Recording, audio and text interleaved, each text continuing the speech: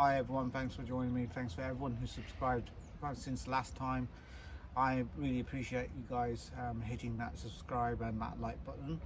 Today's video is going to be unfortunately another short one. Anyway, as you can see behind me, I've been doing some work on the car.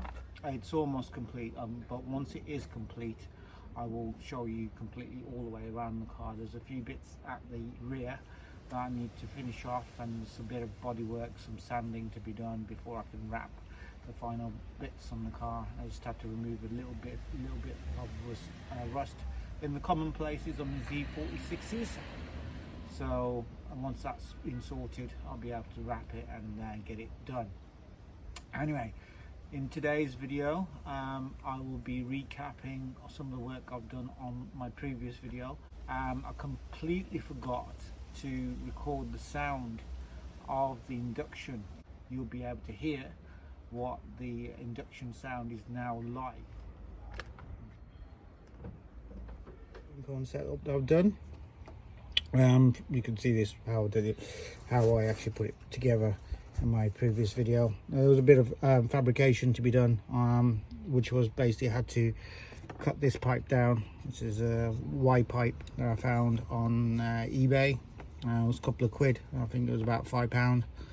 3-inch diameter, and then 3-inch connecting T-pipe with the crankcase breather connected to it, and I just used a metal pipe to connect the two in, and just obviously got the Jubilee clips.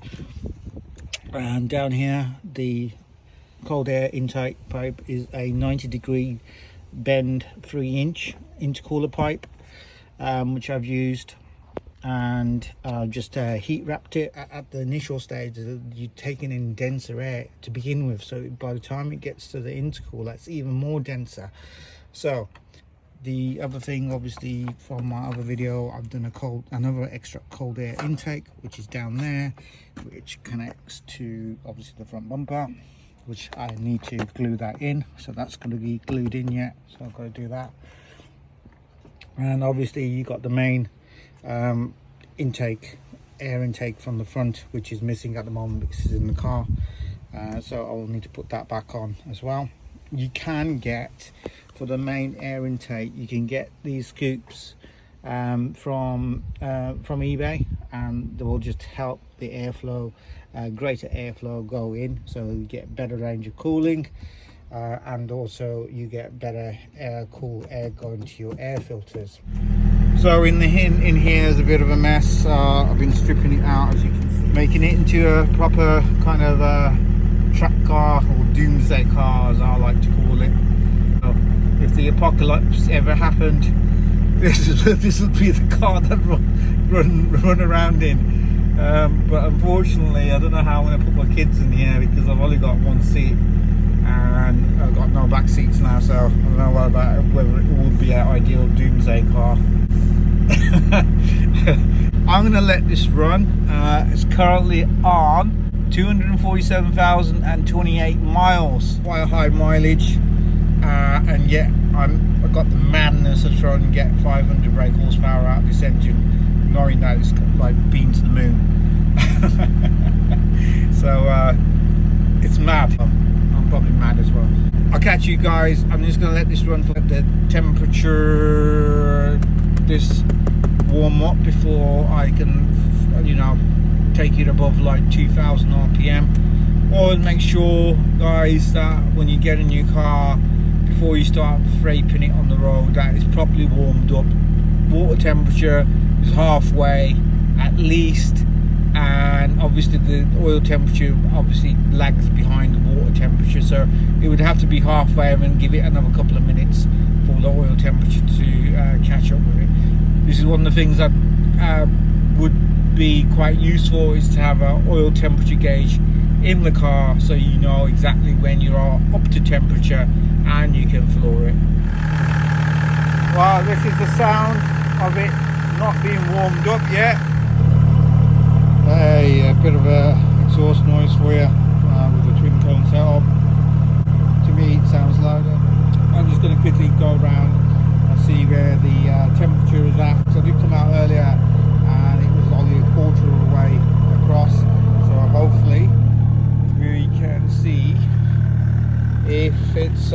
nearly halfway.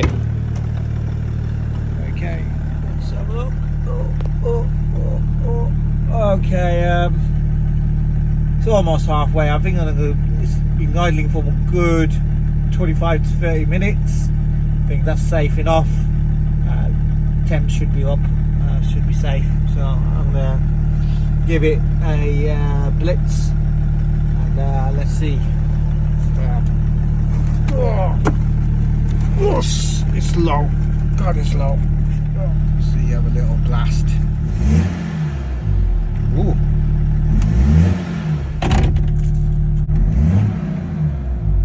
Close my window.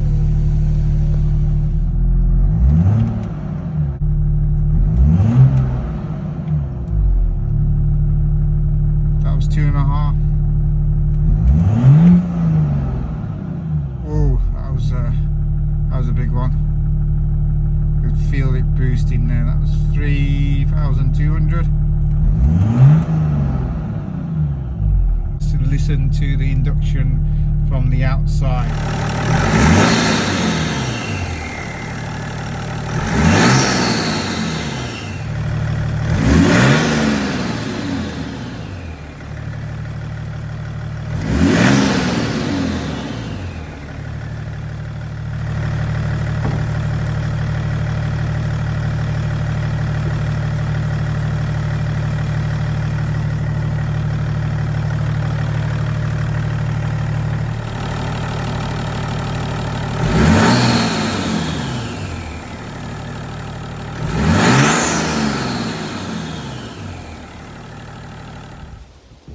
Yeah, that's the end of another video.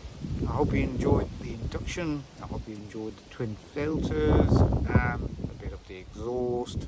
Sounds a bit louder to me, and I like that the engine quietened down a little bit after it was warmed up. It did take a long time though. It took 30 minutes and it still didn't reach halfway. It only reached halfway after I revved it a bit, and some of the revs I did wasn't recorded because I forgot to press record on the camera.